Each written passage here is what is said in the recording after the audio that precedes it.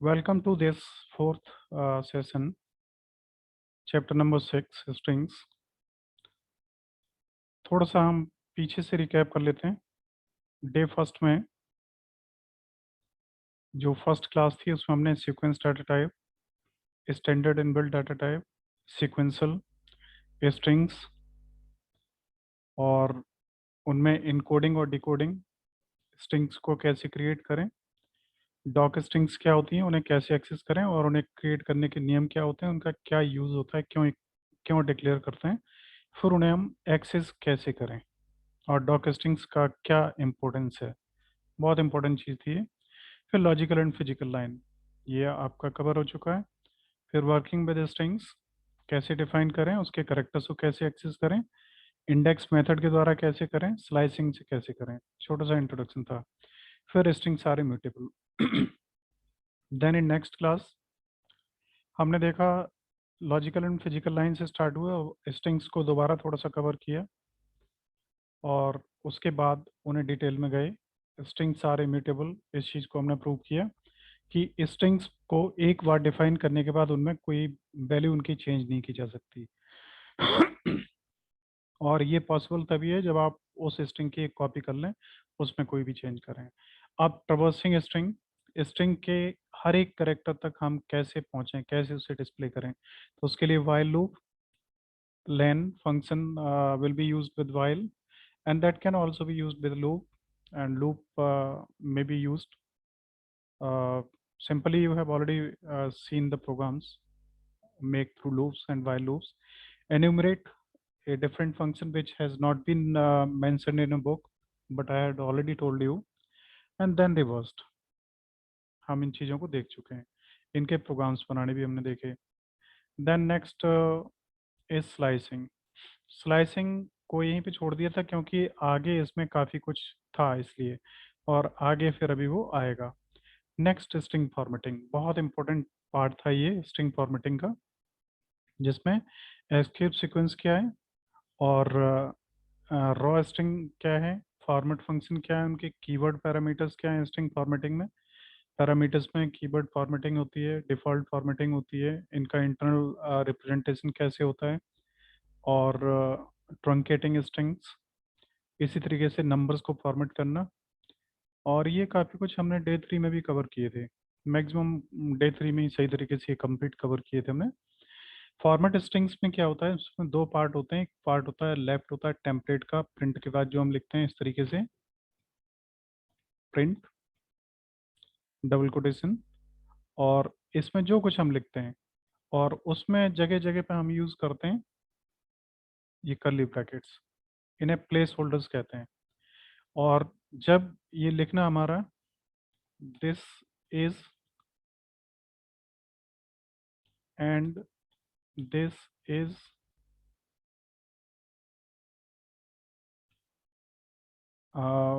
आगे हम मान ली लिखें एंड सम इक्वल टू, ऐसे करें, और इसको स्ट्रिंग है डबल कोटेशन में बंद होगी, डॉट फॉर्मेट और ब्रैकेट में, यहाँ पे हम वैल्यूज़ देंगे। वैल्यूज़ दें या कीवर्ड्स दें, जैसे हमने दिया 20, 10, और यहाँ पे मान लीजिए हम एक्सप्रेशन भी दे सकते हैं 20 + 10। तो अब ये जो प्लेस होल्डर्स हैं बाय डिफ़ॉल्ट ये क्या करते हैं कि क्रम से अपनी वैल्यूज़ को ले लेते हैं। अब इसमें क्या होगा, ये 20 यहाँ पर आ जाएगा, 10 यहाँ आ जाएगा और 30 यहाँ आ जाएगा। तो ये प्लेस होल्डर्स होते हैं। फिर अगर इन्हें कीवर्ड्स के थ्रू लेते हैं तो x = 20, y = 10 और z = x + y या z = 30 हम लिखते हैं। इस तरीके से प्लेस होल्डर्स होते हैं। नेक्स्ट हम आगे बढ़ते हैं, तो ये है टेम्पलेट, इसमें ये प्लेस होल्डर्स हैं, ये कीवर्ड्स हैं, और आगे देखिए पोजिशनल आर्गुमेंट्स हैं। फॉर्मेट टेम्पलेट की अगर हम बात करते हैं तो पोजिशनल आर्गुमेंट्स और कीवर्ड्स। ओके, नेक्स्ट फिर हम थोड़े फास्ट बढ़ते हैं। कीवर्ड्स में हमने ये सारी चीज़ें यूज़ कर ली थी। लिस्ट ऑफ पैरामीटर्स में की इक्वल टू वैल्यू लिखते हैं। इंटरनल रिप्रेजेंटेशन कैसे होता है, इंटरनल रिप्रेजेंटेशन के लिए उसमें फॉर्मेट स्पेसिफायर लगते हैं। जैसे आप इसमें आप देख रहे हैं, ये जो कर्ली ब्रेसेस हैं इसमें VLC मतलब ये कीवर्ड है बैलेंस के लिए, और 9.3F मतलब टोटल जो इसमें वैल्यू आएगी वो फ्लोट वैल्यू होगी, मतलब डेसिमल वैल्यू होगी, जिसमें टोटल नंबर ऑफ डिजिट्स 9 होंगे और डेसिमल प्लेस 3 तक हो सकती है। तो ये फॉर्मेट स्पेसिफायर फिर इनमें यूज होने लगते हैं। नेक्स्ट है स्ट्रिंग्स के लिए left right centre align. Truncating strings का मतलब होता है स्ट्रिंग्स के कुछ पार्ट्स को हटा देना। और पैडिंग एंड सेंटर अलाइनमेंट्स का मतलब होता है, पैडिंग मीन्स होता है किसी भी स्ट्रिंग्स में लेफ्ट में जो जगह छूटी होती है उसको पैडिंग कहते हैं। अब ये पैडिंग जो रिप्रेजेंट है वो देखिए कॉलन के बाद में कैरेट सिंबल लगा है, वो उसके उसके लिए है क्या कहते हैं अलाइनमेंट के लिए। तो देखिए यहाँ पे देख रहे हैं कॉलन के बाद में ये सारे होते हैं, और कॉलन से पहले जो है ना वो होते हैं क्या मालूम है, या तो हम उन्हें वो देते हैं क्या नाम, वैल्यू वगैरह, पोजीशनल या कीवर्ड वगैरह या डिफॉल्ट्स वगैरह उनको यूज़ करते हैं, और इसके राइट साइड में फॉर्मेटिंग वगैरह के यूज़ करते हैं। अब यहाँ सेंट्रल अलाइनमेंट है और 5.3, तो 5 के इसमें 3 करेक्टर्स तक का जो है वो होगा ट्रंकेटिंग। नेक्स्ट आगे बढ़ते हैं, देखिए default order, positional order, keyword, rounding off integers आप जान चुके हैं, इसमें 2 डेसिमल तक हुआ, ये एक्सपेंटेशन के लिए है। और ये स्ट्रिंग अलाइनमेंट्स में इस तरीके से करते हैं, और नंबर अलाइनमेंट्स थोड़ा सा और अलग होता है। और एक ये भी इम्पोर्टेंट है एफ, इसको आप जान चुके हैं ऑलरेडी। अब हम हेक्सा ऑक्टल वगैरह में अगर कन्वर्जन करते हैं या रिप्रेजेंट करते हैं तो कैसे करेंगे। जैसे 12 है, तो 12 को अगर हम हेक्सा में करेंगे तो कैपिटल हो या स्मॉल हो, फिर एक्स और सी से बनेगा 12। बाइनरी ओ भी होगा और ये ओ होगा ऑक्टल। स्पेशल स्ट्रिंग ऑपरेटर्स इन्हें यूज कर चुके हैं कल। कॉन्केटनेट एंड रेप्लिकेशन हो चुका है, मेंबरशिप ऑलरेडी हो चुके हैं, कंपैरिजन हो चुके हैं। अब हम आगे बढ़ते हैं आज की क्लास में। थोड़ा सा रिकैप करना जरूरी था पिछला। Now if you have any question any doubt anybody would like to ask, then I would like to welcome. If you have any problem, then you can discuss first, then we proceed. कोई problem हो तो बताइए, फिर आगे बढ़ा जाए। किसी को भी कोई क्वेश्चन हो अभी तक में? कोई नहीं, चलिए आगे बढ़ते हैं। देखिए अब स्ट्रिंग स्लाइसिंग में हम किताब को भी आपके साथ में लेते चलते हैं। स्ट्रिंग स्लाइसिंग में आप यहाँ पे देख पा रहे हैं कि जहाँ से ये स्टार्ट हो रही है, तो इसमें कुछ चीज़ें इंट्रोड्यूस भी नहीं की हैं। जैसे स्ट्रिंग्स में एक होती है एक्सटेंडेड स्ट्रिंग स्लाइसिंग। तो स्लाइसिंग एक्सटेंडेड में कॉलन का यूज होता है इन स्क्वायर ब्रैकेट्स के बीच में। इसमें कंप्लीट उसी को ही लिया हुआ है, ठीक है। और स्लाइसिंग के लिए सबसे इंपॉर्टेंट क्या होता है कि किसी भी स्ट्रिंग को मेमोरी में रिप्रेजेंटेशन के सिस्टम को जानना। और वो आप पहले भी सीख चुके हैं कि ये जो है पॉजिटिव इंडेक्सिंग है, 0 से बढ़ती है और n तक जाती है, और इसमें जो एलिमेंट्स हैं वो n-1 होते हैं, 0 से स्टार्ट होते हैं। और जब इसमें हम स्लाइसिंग का यूज़ करते हैं तो स्टार्टिंग वाला करेक्टर लिया जाता है। जैसे 0 to 5 हम करें तो ये लिया जाएगा 0, 1, 2, 3, 4 आई तक आएगा, और इसमें ओ तक नहीं आएगा, फिफ्थ नहीं आएगा, n-1 तक आता है। तो इतना यहाँ तक का आ जाएगा, ठीक है। ये आप लोग पहले से जानते हैं। और नेगेटिव इंडेक्सिंग जो है वो जस्ट रिवर्स होती है, 1 से स्टार्ट होती है, बार बार शायद बताने की आवश्यकता नहीं है, और 1 से स्टार्ट होके लेफ्ट साइड में चलती है। इसमें -n का कोई सिस्टम नहीं होता है, इसमें लास्ट एलिमेंट n ही होता है, और माइनस ऑलरेडी में उसमें इससे स्टार्ट होते हैं, इसको लास्ट से फर्स्ट की तरफ और ये फर्स्ट से लास्ट की तरफ एक्सेस करते हैं। आगे बढ़ते हैं, देखिए अब जैसे एक इन्होंने एग्जांपल लिया ये है पोर्शन। अब पोर्शन में स्ट्रिंग में इन्होंने स्लाइसिंग स्टार्ट की 1:3। तो आउटपुट क्या आएगा, आप लोग भी साथ में बताते जाइए अगर पता लग गया तो। 1:3 से क्या होगा? ओ से टी तक। ओ से टी तक। ओ से टी तक। हाँ। तो 0, 1, 2 और ये 3, तो 3 तो इंक्लूड होगा ही नहीं, हाँ सर, आर तक। बार आएगा। वो आर तक आएगा ना। यस। अगले में 2 एंड, तो 2 लगा के कॉलन छोड़ दिया, तो 0, 1 और 2 आर से RTION आ जाएगा। फिर 1 से लेके -1 तक, तो कितना कितना आएगा फिर? ओ से लास्ट तक। ओ से लास्ट तक, गुड। और इसमें इसमें स्टार्टिंग से लास्ट तक आएगा। स्टार्टिंग से लास्ट तक। ये जो कॉलन होता है इसके इधर होता है स्टार्ट और इधर होता है एंड, है ना। उसके बाद में -7 से 1 तक, तो -7, 1, 2, 3, 4, 5, 6, 7, तो क्या आएगा बताइए, बताओ भाई कोई। पूरा ही आ जाएगा यस पोर्शन, सर। क्योंकि वो 7th है करेक्टर, हम्म। पूरा इंक्लूड हो जाएगा। यहाँ -5 से -3 तक, तो 1, 2, 3 यहाँ तक आएगा, 4 और 5 RTI आएगा। और कॉलन लगाने से पूरा आ जाएगा। आ जाएगा। बस ये स्लाइसिंग है सिंपली जो इसमें मेंशन है, देखो। ठीक है।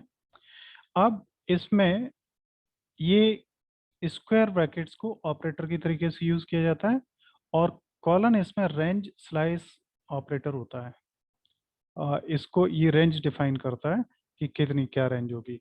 अब रेंजेस कौन कौन सी और कैसी कैसी पॉसिबल हैं वो जरा देख लीजिए। इसमें पहला तो the first number before the colon in the slice operator refer to position from where the slicing starts. Colon के लेफ्ट साइड वाला नंबर जो है वो नंबर वो होता है जहाँ से स्लाइसिंग स्टार्ट होती है, और second number after colon indicates where the slice will stop. और कॉलन के बाद में जो सेकेंड नंबर आता है वो बताता है कि स्लाइसिंग कहाँ तक जानी है, कहाँ पे स्टॉप होना है।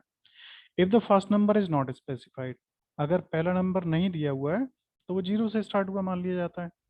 If the second number is left out तो वो एंड तक मान लिया जाता है। और note that slicing start at the start position. Slicing start से स्टार्ट होती है और पहला करेक्टर काउंट किया जाता है, बट लास्ट वाला करेक्टर काउंट नहीं किया जाता, है ना। उसके बाद में नेक्स्ट है ओमिटिंग बोथ। अगर दोनों साइड हम छोड़ देते हैं तो क्या होता है कि कंप्लीट स्ट्रिंग काउंट की कंप्लीट जाती है। आ जाती है। हाँ। और positive subscripts help in accessing from beginning, और निगेटिव कहाँ से होते हैं, लास्ट से। और -1 का मतलब है लास्ट वाला, पहला। If the first index is greater than और equal to the second, the result an empty. अगर पहला इंडेक्स सेकेंड इंडेक्स से बड़ा है या इक्वल टू है तो खाली स्ट्रिंग आएगी, क्योंकि वो है ही नहीं। और अगर स्ट्रिंग में जो दूसरा हम दे रहे हैं एंड वाला, वो इतना है जो जितनी बड़ी स्ट्रिंग है ही नहीं, 7 की स्ट्रिंग नहीं है, हमने 13 दे दिया उसमें, तो क्या होगा,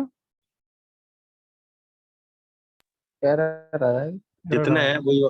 आउट ऑफ इंडेक्स एरर। ठीक है। Yes, sir.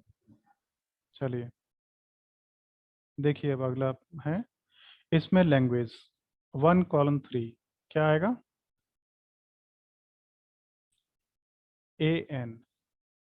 सो ये आएगा 0, 1 और 2, ये नहीं आएगा। बोला करो आप लोग भाई साहब, आप भी यस Yes, सर। sir. करो। ये आना है।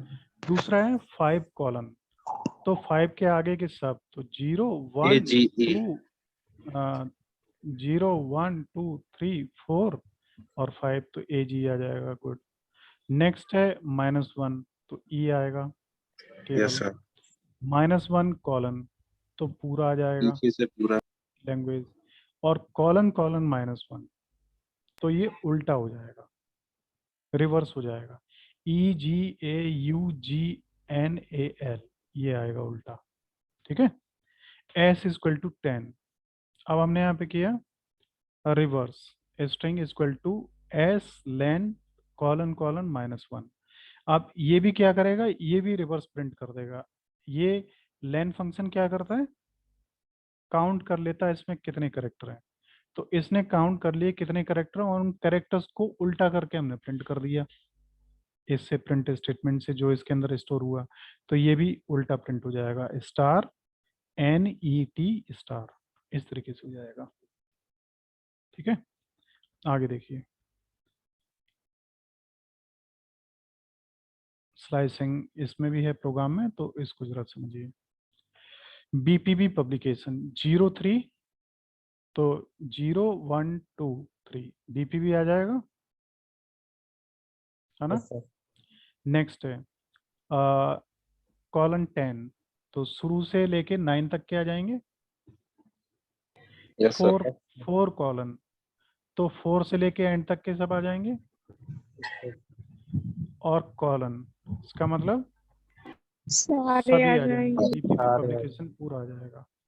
नेक्स्ट -3 के आगे के सब 0 1 2 3 यहाँ से लेके इतना आ जाएगा I तक, पब्लिकेशन तक।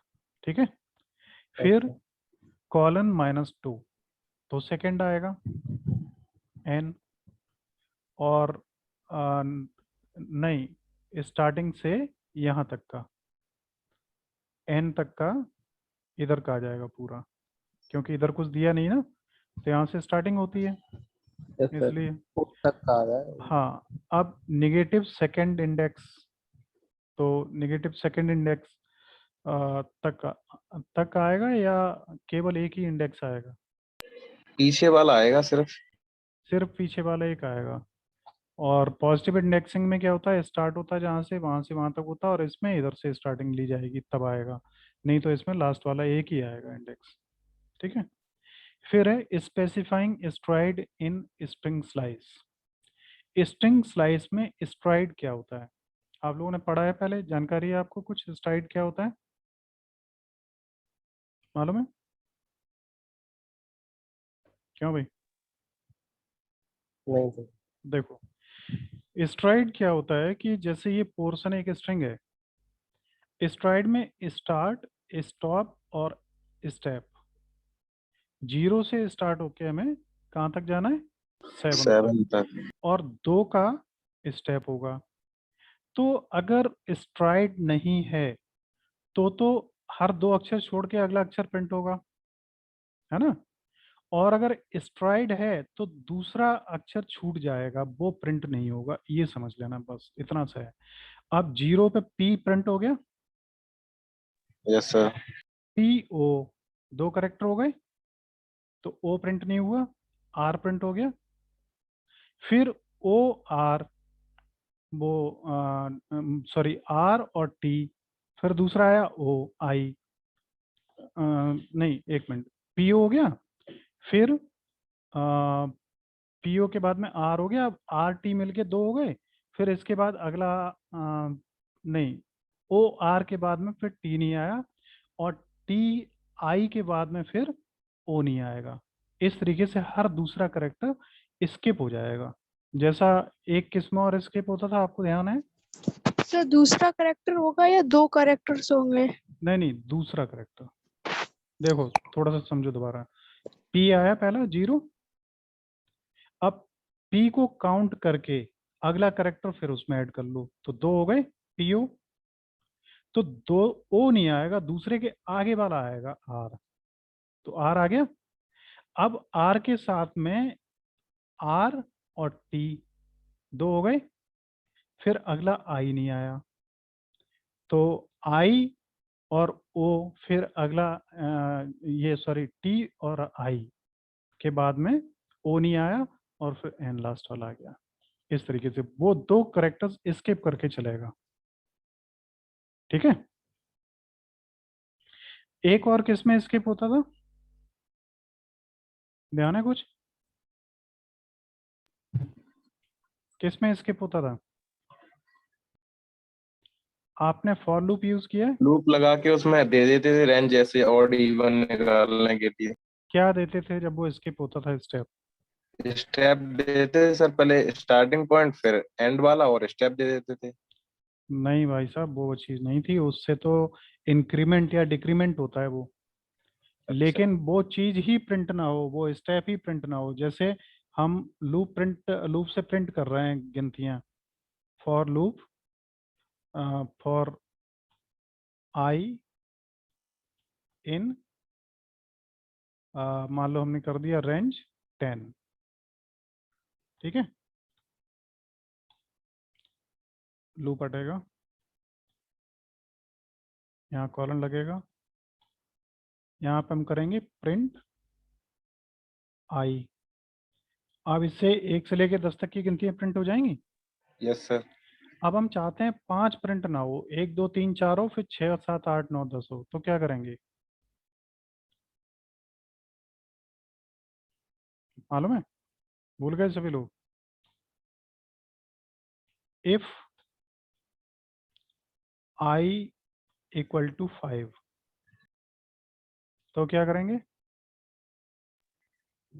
कंटिन्यू। कंटिन्यू। और तो ये क्या करेगा, जैसे आई इक्वल टू 5 होगा वैसे ही आई को प्रिंट नहीं करेगा और वापस जाएगा, फिर 6 को करेगा, 7 को करेगा, 8 को करेगा, 9 को करेगा। इस तरीके से ये होगा। समझ में आ गया? Yes sir. हाँ। तो अब देखिए इतना स्लाइसिंग का है। अब स्लाइसिंग में मैं कुछ नई चीज़ें आपको और बताना चाह रहा हूँ, वो आप थोड़ी सी नज़र मारिए और क्लियर हो जाएंगी। क्योंकि क्वेश्चन इसी तरीके से बनते हैं, फिर पता लगता है वो सब आउटर आ गए हैं। देखिए, हम यहाँ से स्टार्ट होते हैं स्लाइसिंग से। तो पहला तो ये है कि एक स्लाइस कंस्ट्रक्टर होता है जो आपकी बुक में बताया भी नहीं गया है। स्लाइस कंस्ट्रक्टर के द्वारा ही स्लाइसिंग आप कर सकते हैं। और स्लाइस कंस्ट्रक्टर कैसे यूज करते हैं? स्टार्ट, स्टॉप और स्टेप। देखो, इसमें स्टार्ट जहाँ से होना है, स्टॉप जहाँ तक होना है, और जितने स्टेप में आगे पीछे जाना है वो, ये स्लाइसिंग का एक इम्पोर्टेंट पार्ट है जो इसमें होना चाहिए था, जो नहीं है।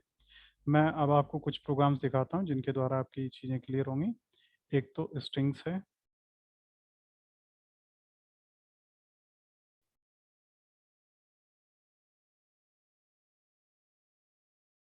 देखिए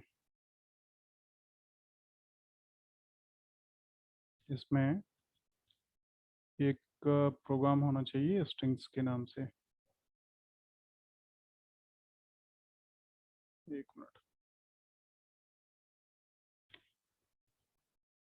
देखिए ये जो मैं अभी स्लाइस कंस्ट्रक्टर के बारे में बता रहा था, उसका एक प्रोग्राम ये है। अब इसमें देखिए, एक हमने स्ट्रिंग ले ली, मान लो इसमें लिखा है ए स्ट्रिंग। अब S1 एक वेरिएबल है जिसमें हमने स्लाइस 3, तो इससे क्या होगा बताओ भाई? इसके 3 जो कैरेक्टर्स हैं वो निकल आएंगे। फिर हमने किया S2 इक्वल टू स्लाइस 1,5,2, 1 से स्टार्ट होके 5 तक और स्टेप 2 का। इधर S3 इक्वल टू स्लाइस -1 से स्टार्ट होके -12 तक और स्लाइस स्टेप -2 का। तो स्लाइस, ये स्लाइस कंस्ट्रक्टर कहलाता है जिसके द्वारा हम इन वेरिएबल्स को निकालते हैं और फिर इनको हमने यहाँ पे प्रिंट कर लिया S1 S2 S3। तो ये हमारा स्लाइस कंस्ट्रक्टर कहलाता है। ठीक है, जो बुक में नहीं दिया गया है। अब बुक में क्या दिया गया है? स्लाइसिंग इंडेक्सिंग के द्वारा दी गई, जिसे एक्सटेंडेड इंडेक्सिंग कहते हैं। स्लाइस इंडेक्सिंग है, तो इसमें ये स्ट्रिंग है। अब इसमें हमने कॉलम 3 दिया, तो इसका मतलब क्या हुआ? यही तो हुआ। और 1:5 1 कॉमा ये दिया तो ये भी ये हुआ, और ये भी ये हुआ। दोनों एक ही हैं, लेकिन ये स्लाइस कंस्ट्रक्टर है और ये स्लाइस इंडेक्सिंग सीक्वेंस ऑपरेटर है, उसके द्वारा हम यूज करते हैं।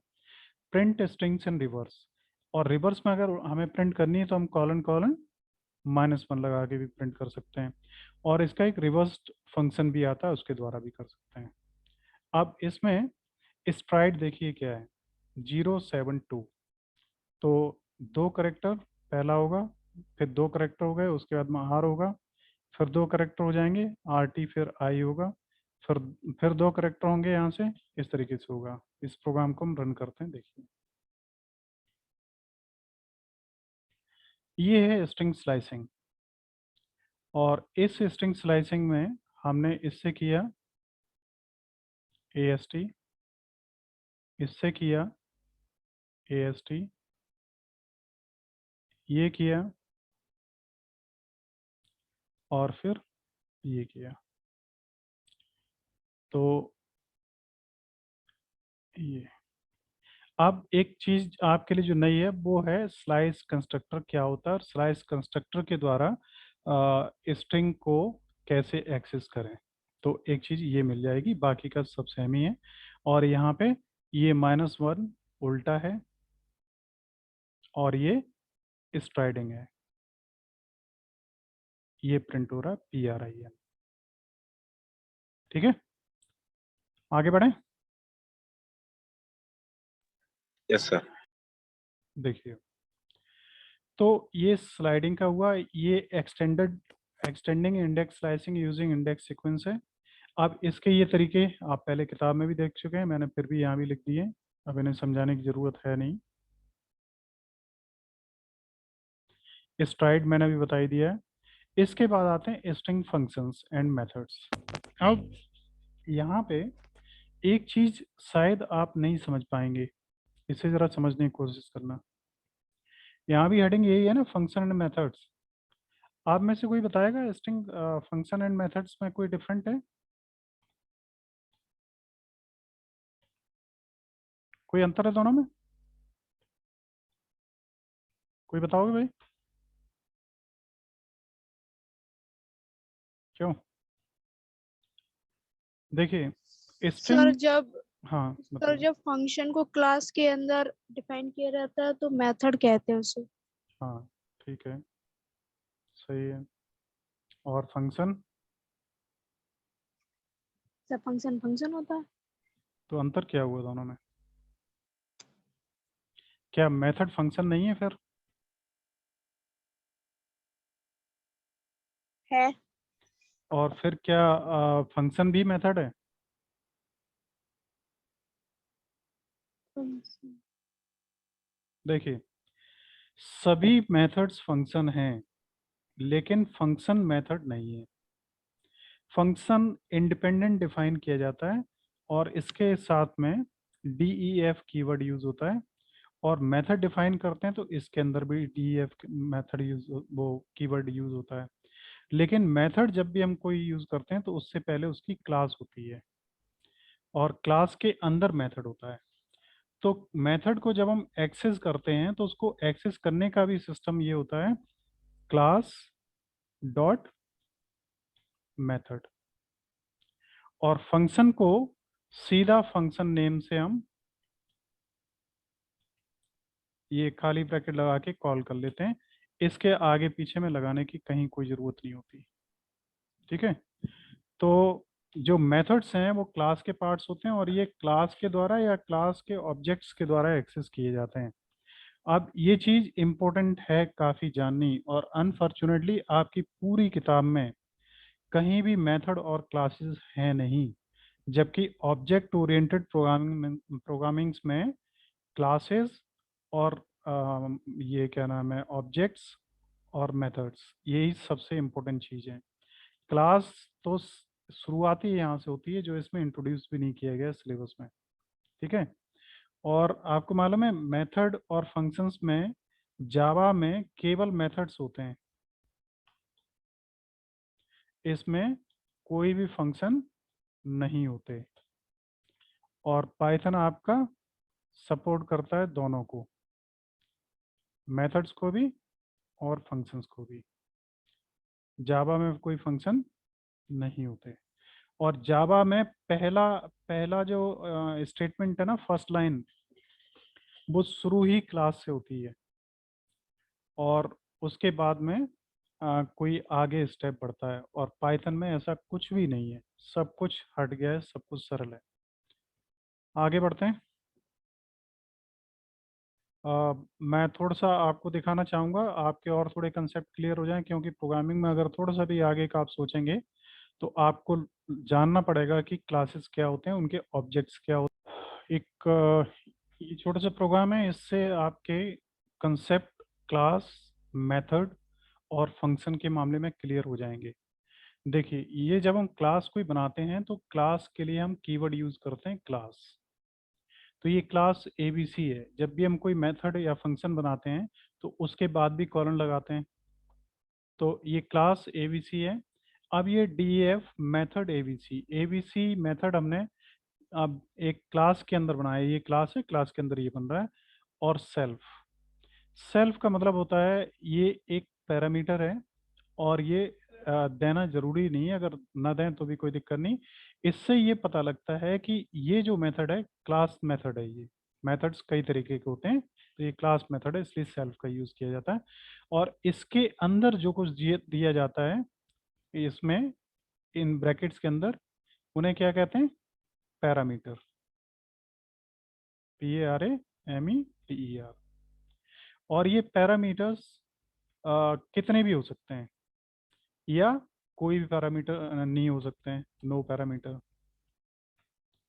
अब ये पैरामीटर्स क्या करते हैं कि इन्हें पैरामीटर्स या फॉर्मल पैरामीटर भी कहते हैं। दूसरे एक पैरामीटर्स होते हैं, उनको बोलते हैं आर्गुमेंट्स या एक्चुअल पैरामीटर।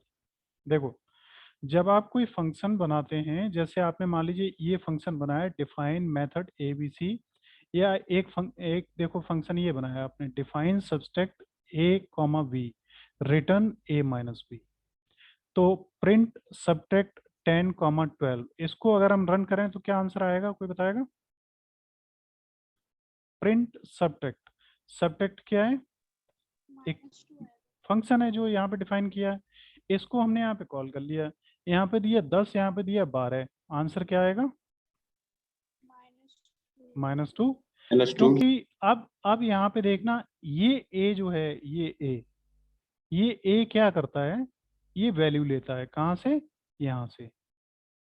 तो ये फॉर्मल पैरामीटर है और ये एक्चुअल पैरामीटर है, और इन्हें पैरामीटर्स कहते हैं और इन्हें आर्गुमेंट कहते हैं। पाइथन में आके झंझट ये पड़ता है कि आर्गुमेंट क्या है और पैरामीटर क्या है। अभी तक की लैंग्वेजेस में यही होता था कि आर्गुमेंट या पैरामीटर एक ही बात है। अब इसमें क्या होता है, इसमें आमतौर पे ये कहते हैं आर्गुमेंट जो है वो फंक्शन कॉल में यूज होता है। जैसे यहाँ ये हमने फंक्शन कॉल किया, ये सबटेक्ट फंक्शन था, हमने यहाँ पे कॉल किया, और कॉल करने में हमने दो वैल्यू दी, 10 और 12। तो 10 तो चली जाएगी ए में, 12 चली जाएगी ए में। अब इसके बाद फंक्शन में नीचे उतरेंगे तो ये क्या करेगा? रिटर्न ए माइनस बी, ए में से बी को घटा के जो आंसर आएगा वो वापस भेज देगा। तो आंसर आएगा 2। तो इसको रन करोगे तो 2 आएगा। तो अब ये चीजें यहाँ पे आप समझ गए होंगे, पैरामीटर्स क्या हैं, एक्चुअल पैरामीटर्स क्या हैं, फॉर्मल पैरामीटर्स क्या हैं। अब ये हमारा फंक्शन है, ये समझ लो, इसके आगे कोई क्लास वगैरह नहीं लगी है ना। ये हमारा मेथड है। जब किसी क्लास के अंदर हम डिफाइन करते हैं तो उसी फंक्शन को, ये है फंक्शन इस तरीके से ही टोटल। देखो, ये आप अगर देखोगे यहाँ से ये यहाँ तक, और इसमें जो रिटर्न स्टेटमेंट है ना, तो जरूरी नहीं है कि रिटर्न हर एक में हो। अगर कोई वैल्यू रिटर्न कर रहा है तो रिटर्न होगा, और अगर वैल्यू रिटर्न नहीं कर रहा है तो रिटर्न करने की जरूरत नहीं है। देखो ऊपर वाले में I am in method ABC of class ए, यहाँ पे कोई वैल्यू रिटर्न करने की जरूरत ही नहीं है, तो रिटर्न स्टेटमेंट की भी जरूरत नहीं है। तो ये मेथड है दोनों, वो फंक्शन। लेकिन जब फंक्शन अलग यूज होता है तो उसे फंक्शन कहते हैं, और जब वो क्लास के अंदर होता है तो मेथड कहलाता है। अब इस फंक्शन को हम एक्सेस कैसे करते हैं? एक्सेस करने के लिए देखिए, आपने देखा हमने यहाँ पे क्या किया, प्रिंट सब्सट्रैक्ट इतना, तो इसने इसको फंक्शन को एक्सेस कर लिया। अब इस मेथड को एक्सेस करने के लिए दो तरीके हैं, या तो हम क्लास रेफरेंस के द्वारा करें, तो वो तरीका ये देखो, क्लास रेफरेंस, रेफरेंस की जगह हम कुछ और भी वेरिएबल नाम देते हैं, कोई दिक्कत नहीं है, इक्वल टू ABC और ब्रैकेट, यहाँ पे हम एक्स भी लिख दें तो भी चलेगा।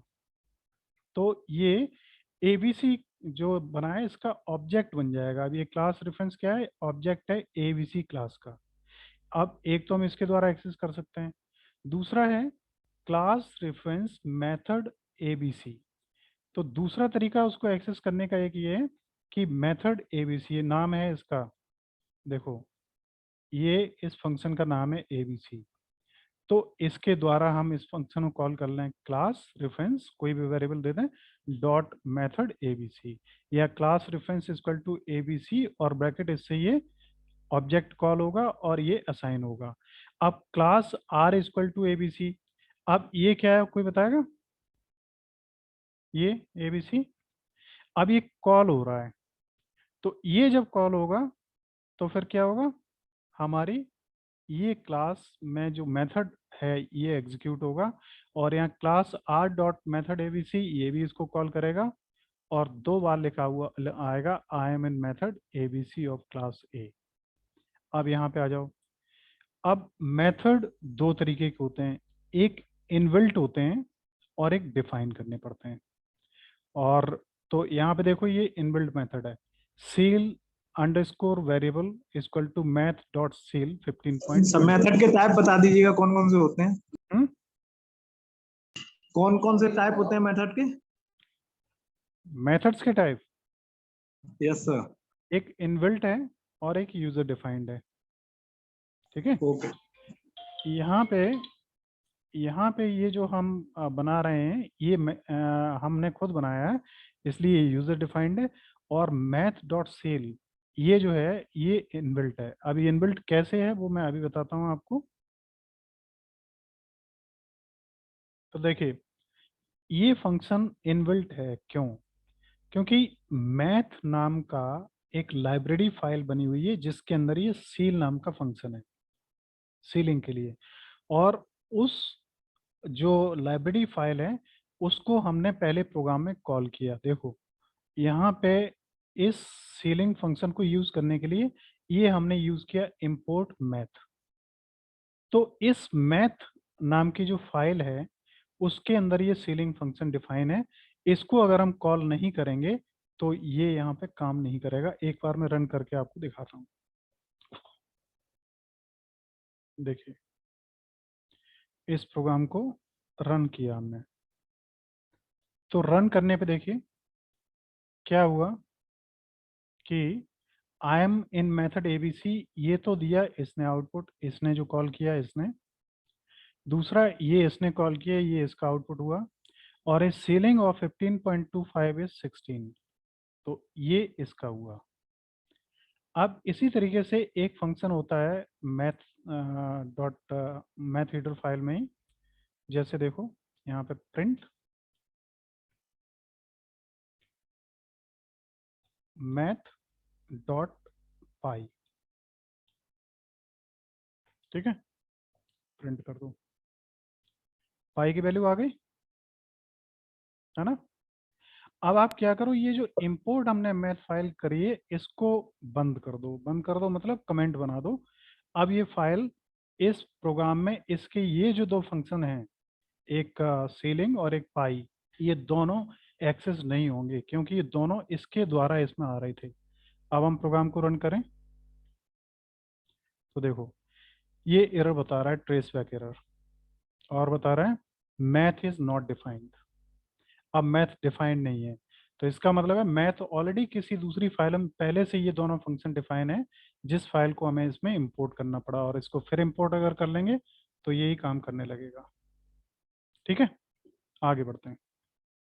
देखिए अब इसमें जब हम आते हैं तो ये हमारा जो यूजर डिफाइंड फंक्शन है A B A minus B, इसने कॉल किया तो पहले आउटपुट आ गया -2, फिर आ गया 9। अब इनबिल्ट फंक्शन देखिए सम है, ठीक। तो सम एक ऐसा इनबिल्ट फंक्शन है जिसके द्वारा आप दी गई रेंज को सम कर सकते हो बिना फंक्शन डिफाइन करे। तो इसको आपने एस किया और ये एस में सम होके आ रहा है। एस को जब आपने प्रिंट किया तो इसका रिजल्ट 15 15 30 और 2 32 रिजल्ट आ गया। इसी तरीके से मैक्स एक फंक्शन है, तो इसमें मैक्सिमम वैल्यू क्या होगी 15, तो इसका रिजल्ट 15 आ गया। तो मैं समझता हूँ ये चीजें क्लियर हो गई होंगी। गौरव, यस सर। आगे यस बढ़ें। सर, हो गई। Yes sir. अब देखिए, इस चीज को आप ध्यान रखना कि जब आप किसी में, जैसे लैन होता ना आपका एक, आप यूज करते हैं लैन, बहुत लोगों के ये कंसेप्ट क्लियर नहीं होंगे। लैन हमने एक्स किया तो क्या होगा, एक्स इक्वल टू हमने लिख दिया CHANAKY। कितने करेक्टर हैं इसमें, 7। तो लैन की वैल्यू रिजल्ट क्या आएगा, 7। 7। अब इसमें आपने लेन को और इसके अंदर एक्स दिया है, तो अब ये हमें बताइए ये फंक्शन है कि मेथड है। फंक्शन। ये फंक्शन है। फंक्शन। फंक्शन क्यों है, क्योंकि ये क्लास के अंदर डिफाइन नहीं है। क्लास के अंदर डिफाइन नहीं हुआ इसलिए नहीं। अब एक सरल तरीका सीखो इसे समझने वाला। हमें ये पता है कि फंक्शन को हमें कोई पैरामीटर देना होता है, देना होता है।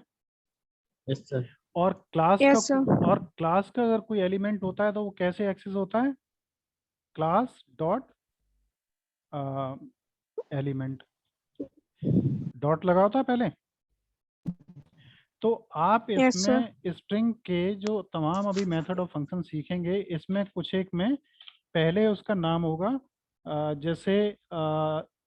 जैसे मान लो होता है इज डिजिट, है ना, is digit, is upper, is lower. तो उससे पहले स्ट्रिंग लिखना पड़ता है। तो हम यहाँ पे लिखेंगे एक्स डॉट इज अपर। तो ये क्या है, अपर मतलब केस में आ जाएंगे आप। नहीं अपर केस कैपिटल में नहीं, लेटर। अपर केस में नहीं, अभी मैं क्लियर आपको करना चाह रहा हूँ मेथड और फंक्शन। तो ये मेथड है या मेथड है फंक्शन ये। है, ये मेथड। मेथड है, इसमें डॉट लगा हुआ है मेथड। पहले। और लेन फंक्शन है, इससे पहले कोई कॉल नहीं किया गया डॉट लगा के। ठीक ना है, सर। आप क्लियर हो गया। Yes sir. Yes sir. बस ये चीजें थोड़ी समझ के रखो, और एग्जाम्पल के लिए वो प्रोग्राम हमने आपको दिखा दिया है। आगे बढ़ते हैं। स्ट्रिंग फंक्शन एंड मेथड्स आपको क्लियर हो गए। अब डिफरेंस उनमें क्या है देखिए,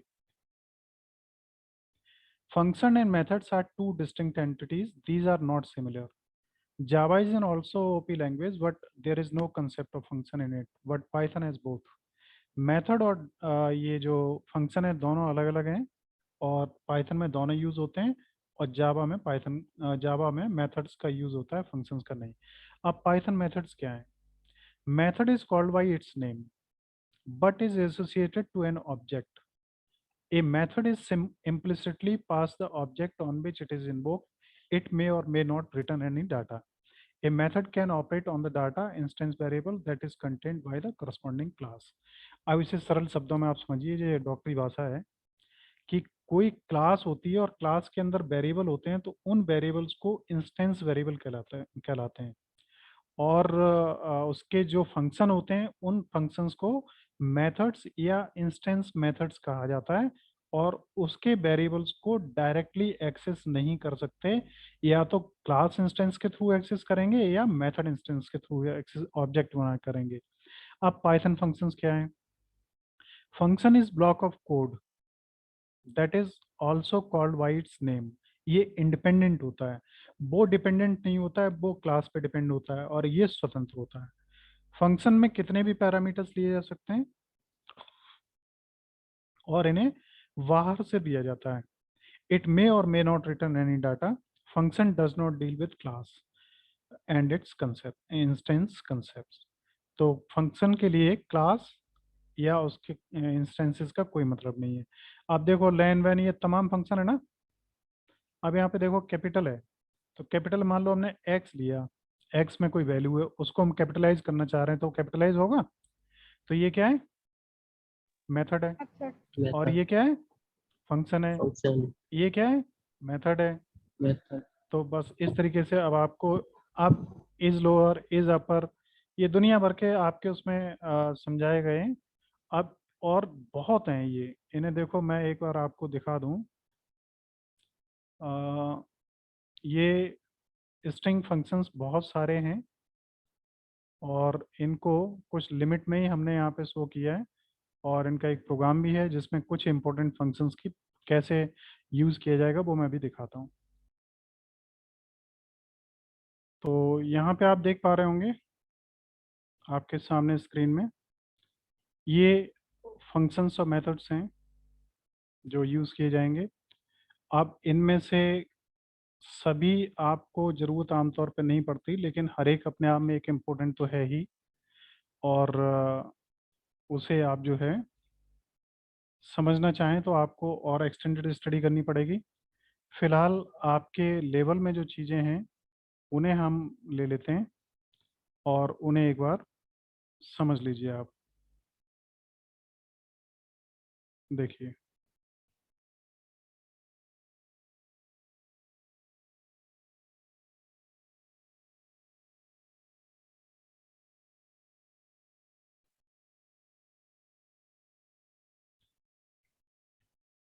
देखिए अब इसे समझने की कोशिश करिए, सिंपल है, कोई दिक्कत नहीं है।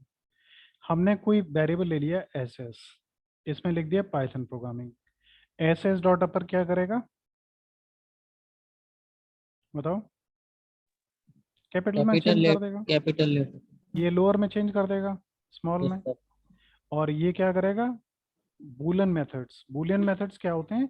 इनका रिजल्ट ट्रू या फॉल्स में आएगा, ठीक है?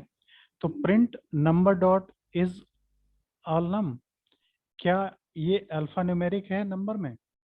तो नंबर में क्या स्टोर है? 5। तो आंसर क्या आएगा? ट्रू और फॉल्स। फॉल्स? ट्रू की फॉल्स। फॉल्स? फॉल्स। फॉल्स नहीं आएगा, डबल कोटेशन में भी तो बंद है, ये भी तो देखो। सर। तो अल्फा न्यूमेरिक हो जाएगा ये। Yes sir. अब इसको हटा दो, ध्यान दिया करो पहले इन चीज़ों पर। अब क्या होगा? अब फॉल्स होगा। फॉल्स हो जाए। अब यहाँ पे इज अल्फा, फॉल्स होगा नंबर। अब लेटर्स में इज लोअर, तो ये लेटर्स हैं सारे लोअर में हैं, ट्रू आएगा। और letters dot is numeric, false आएगा। इज स्पेस, इसमें स्पेस तो है नहीं, फॉल्स आएगा। इज टाइटल, टाइटल है नहीं, टाइटल केस क्या होता है बताइए? टाइटल केस क्या होता है, कोई बताओ? Upper case. नहीं, देखो, दिस इज माई होम, ये क्या सर है? पहला वर्ड हर उसका कैपिटल हो जाएगा। हाँ, ये सेंटेंस केस है। This is H my capital. Home, H capital. H capital. ये हो गया कौन सा केस? Title case. टाइटल। और इसी को ही शायद प्रॉपर केस भी कहते हैं, जिसमें हर एक लेटर्स का फर्स्ट कैरेक्टर कैपिटल होता है। और केवल अगर टी कैपिटल है तो कौन सा केस है? सेंटेंस। Sentence case. और सारे कैपिटल हैं तो कैपिटल है ही, अपर केस है। सारे लोअर हैं तो स्मॉल लोअर केस है। और अगर इसमें कुछ भी नहीं है, केवल स्पेस है, तो इज स्पेस ट्रू हो जाएगा। इज नंबर, तो वो ट्रू हो जाएगा अगर केवल नंबर होगा तो। और इसको चाहो तो एक बार रन करके देख लो।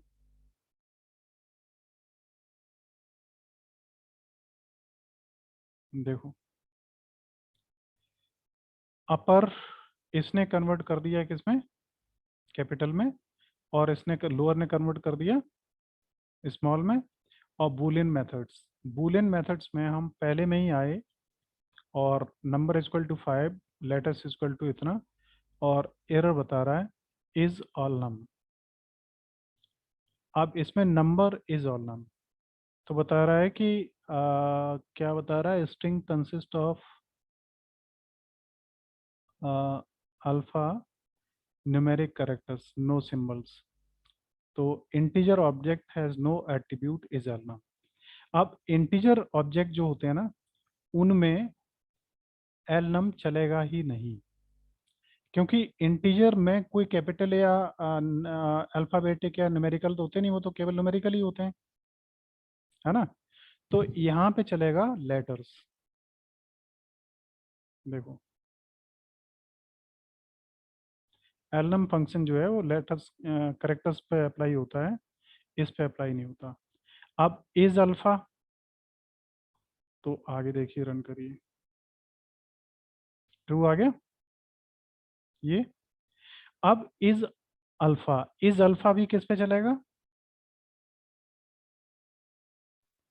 लेटर्स। लेटर्स पे ही, अल्फाबेट्स पे ही। सब हो गए रन? तो देखो अब इसमें थोड़ा सा ध्यान दें आप, यहाँ से रन होना शुरू हुआ, तो इसमें क्या हुआ? पहला अपर ये आ गया, लोअर ये आ गया, बूलियन मेथड्स ये आ गया, और पहला इज अल्फानम लेटर्स है, और लेटर्स इज लोअर है, हाँ है। क्या ये अल्फान्यूमेरिक है? हाँ अल्फान्यूमेरिक है। अल्फान्यूमेरिक का मतलब है कि इसके अंदर अगर आप नंबर्स भी डाल दो तो वो भी चलेंगे। अब इसमें नंबर वाला कोई रहा ही नहीं, इज न्यूमेरिक, तो इसमें फॉल्स आ रहा होगा। अब इस पे कर दो नंबर, नंबर, अभी देखना ये फॉल्स आ रहा होगा, ये इज न्यूमेरिक, ट्रू ट्रू, तीन ऊपर वाले ये गलत लगा है निशान।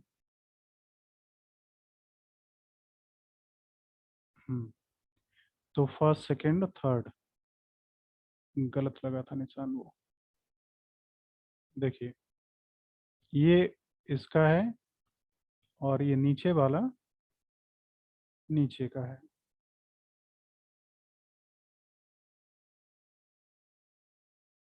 ये अब ये आ रहा है इज न्यूमेरिक, फॉल्स। अब न्यूमेरिक में नंबर्स होते हैं, तो इसको नंबर में अगर कन्वर्ट कर दो, इसको चौथे को, इसको कर दो नंबर, NUMBER, तो देखो अभी ये फॉल्स था, अब ये ट्रू हो जाएगा। फिर से रन करते हैं, देखिए क्या हुआ, कहीं लटक गया क्या? नंबर NUMBER इज न्यूमेरिक, अच्छा इज न्यूमेरिक अल्फाबेट्स में ही होगा यूज, ठीक है। नंबर्स में इज डिजिट होता है, इज DIGIT, अभी भी गलती बता रहा है। Numbers dot is digit, integer object has no attribute, अच्छा इज डिजिट इसका भी नहीं है। तो नंबर्स पे कौन कौन से वो चलते हैं मेथड्स? देखो नंबर्स पे अप्लाई होने वाले, देखिए ये सारे जो हम फंक्शंस यूज कर रहे हैं ये यूज कर रहे हैं किसके लिए? स्ट्रिंग्स के लिए। तो हम यहाँ पे अगर इंटीजर वैल्यू देंगे तो गलत होगा, तो इसको भी हमें डबल कोटेशन में बंद करना पड़ेगा। अब हमारा इस डिजिट जो मेथड है ना, ये ट्रू लाएगा रिजल्ट। देखो रन करते हैं इसको, रन हो गया। इसमें न्यूमेरिक वैल्यू अभी अप्लाई नहीं होगी।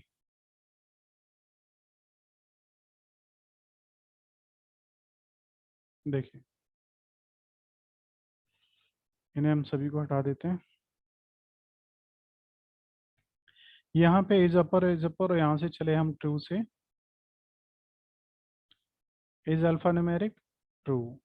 इज अल्फा, तो अब वो अल्फा नहीं है, देखो अब ये न्यूमेरिक है, नंबर है, अल्फा नहीं है इसलिए। और इज लोअर, और इज डिजिट, इज स्पेस। अब इसी को आप क्या करो, खत्म कर दो, बस अब रन करो, इज स्पेस अभी देखिए आ रहा है फॉल्स, और अब आ जाएगा ट्रू।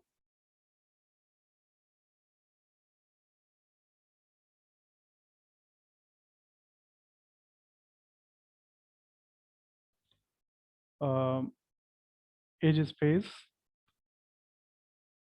कौन सा है, नीचे से तीसरा, फॉल्स क्यों आ रहा है? वो तो क्या? सर लेटर्स में है, हाँ लेटर्स में स्पेस होगा। नहीं, लेटर्स में नहीं, स्ट्रिंग में ही क्या स्पेस है, उसको यूज करेगा ये।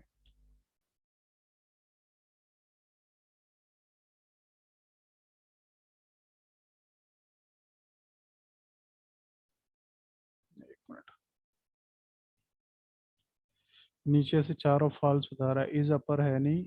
और वो नीचे जो लेटर्स डॉट इज स्पेस लिखा है तो लेटर्स वाले ले रहा है वो। अच्छा अच्छा, हाँ लेटर्स डॉट स्पेस ले रहा है, ठीक है।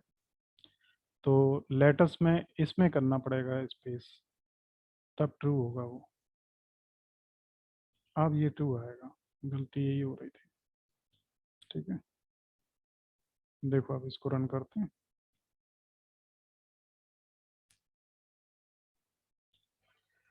अब ट्रू आ गया हुआ, आ गया ये नीचे से तीसरा, और ये भी नीचे से तीसरा है।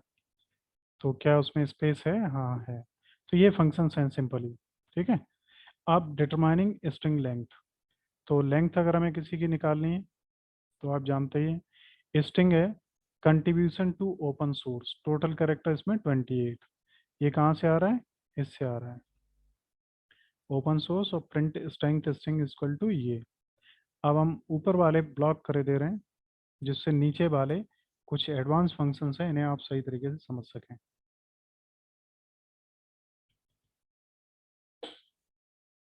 देखिए, join, split and replace method, ये एक बहुत इंपॉर्टेंट है और काफ़ी ये ही आते हैं अगर थोड़ा सा टफ होगा तो। देखिए, पहला है जॉइन। तो जॉइन मेथड क्या करता है, यहाँ पे हमने लिया सी हैज़ ए ब्यूटीफुल बैलून। अब डॉट जॉइन अगर हम यूज़ करते हैं तो इससे क्या होता है, c has a beautiful balloon string after use of join, x में हमने इसको स्टोर कर लिया। तो अब क्या होगा, ये खाली स्पेस है ना, तो हर करेक्टर के आगे खाली स्पेस लग जाएगा, j space o space i space. देखो कहाँ पे गया जॉइन मेथड, तो ये आ गया string after use of join. तो देखो ये है string after use of join, तो ये यहाँ से प्रिंट हुआ, ये है ना एक्स इक्वल टू जॉइन, यहाँ से प्रिंट हुआ तो हर एक में एक खाली स्पेस आ गया। अब इसी का ही अगर हम उल्टा प्रिंट करना चाहते हैं, ठीक, तो उल्टा प्रिंट करने के लिए जॉइन रिवर्स्ड, ये हमने दिया था वैलून और ये हमने फंक्शन दे दिया, इससे एक एक स्पेस भी होगी और ये हमारा रिवर्स भी होगा। तो ये आ रहा है नेक्स्ट। और यहीं पे अगर हम इसकी जगह पे देखिए, बहुत सारी चीज़ें, ये अभी सब कुछ आपका बिखरा हुआ प्रोग्रामिंग में, जब आप स्टार्ट होंगे कभी तो ये चीज़ें बड़ी इंपॉर्टेंट बन जाएंगी। इसमें कॉमा लगा दो हर एक के बीच में एक। तो देखो सी हैज़ ए, सबके आगे पीछे कॉमा लग जाए, तो इस तरीके से इन्हें आप कर सकते हैं जॉइन से।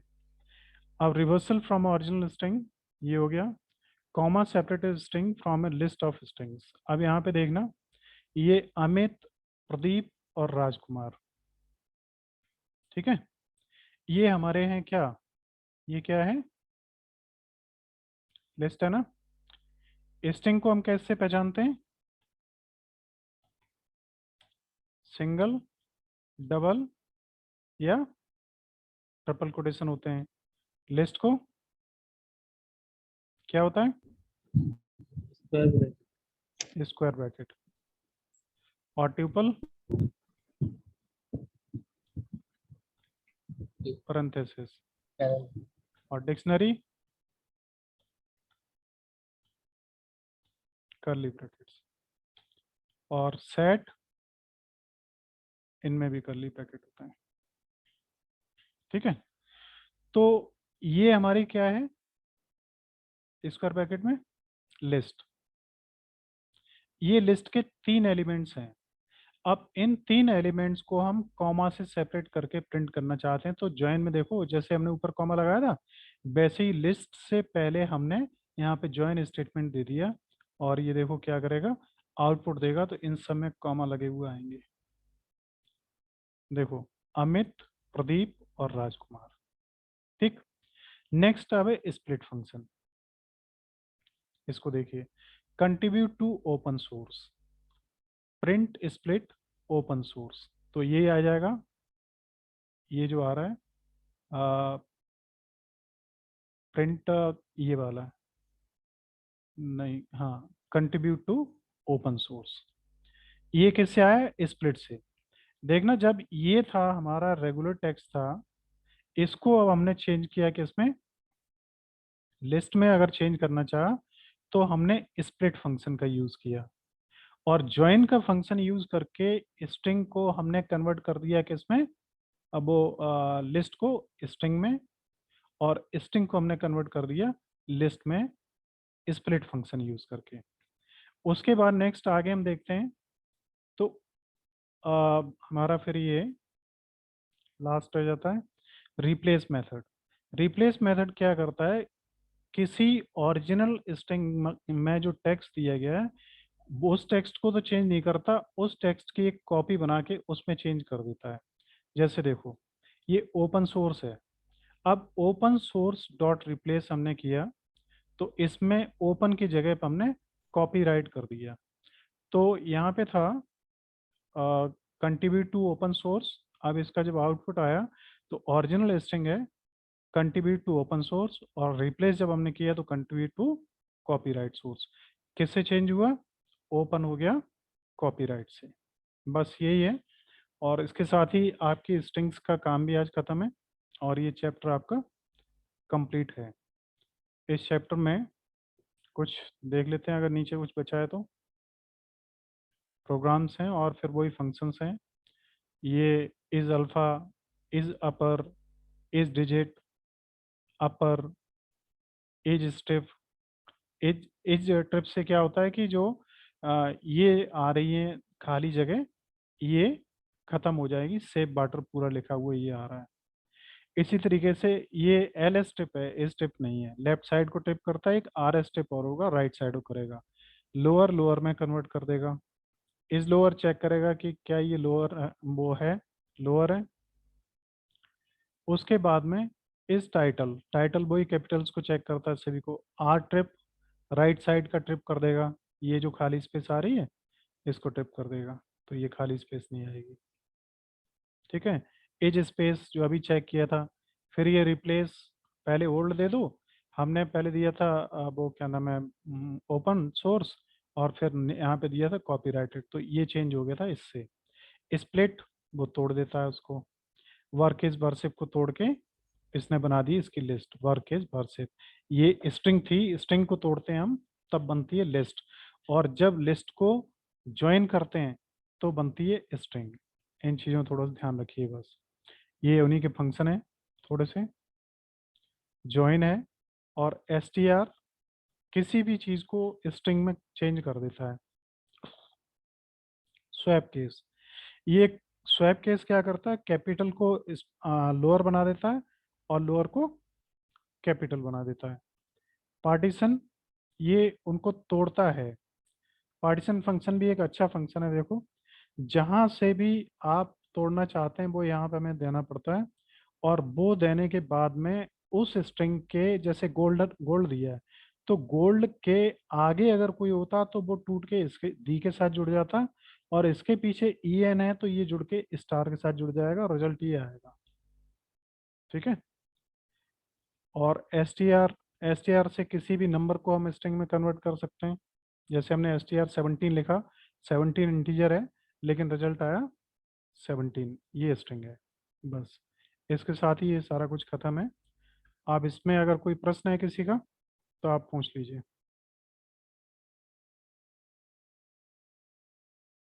कोई नहीं? तो आज का सेशन यही खत्म करते हैं, और कल से एक चैप्टर नंबर 7 स्ट्रिंग्स के बाद में पॉसिबली लिस्ट है, उसको हम लोग स्टार्ट करेंगे और इन्हें आप रिवाइज करते रहिए। सेकेंड राउंड में फिर और इन्हें अच्छी तरीके से लेके चलेंगे सभी को।